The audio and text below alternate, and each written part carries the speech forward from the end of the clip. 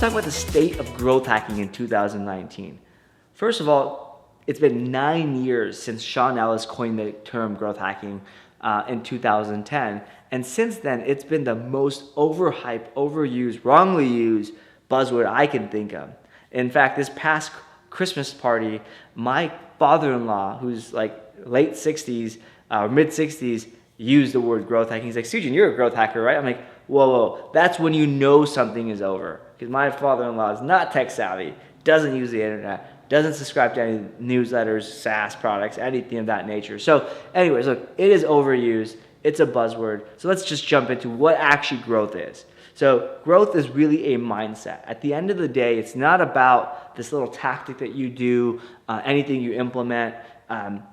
It's not about copying all the guys that like Dropbox, Airbnb, because frankly, that shit is old. It happened 10 years ago. Stop talking about it. Growth hacking still works, but you have to prioritize your ideas that solve real world problems or real problems with your product. So yes, you can come with all the best growth hacks in the world, but you have to prioritize them based off the potential impact they can have on your business, as well as things you need to actually get done, or things that can have an actual impact on your product. So, there's a lot of content out there on growth hacking that say like how to growth hack your way to get a lot more LinkedIn impressions or LinkedIn follows. Well, I don't know about you, but there's not a single person I know that can say with an absolute certainty that like their number of followers on LinkedIn correlated to actual revenue increases. So, stop following that vanity. It's not about followers. It's not about views or brand. It's about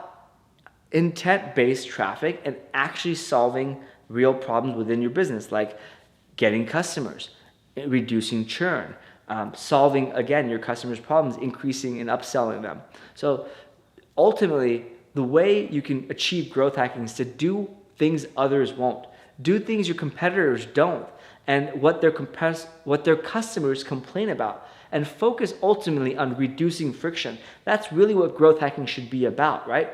Working harder or working smarter than what other people in your space, fixing things or addressing problems that people have with their competitors as a competitive advantage to your product or service or your brand, and really reducing your friction or optimizing friction.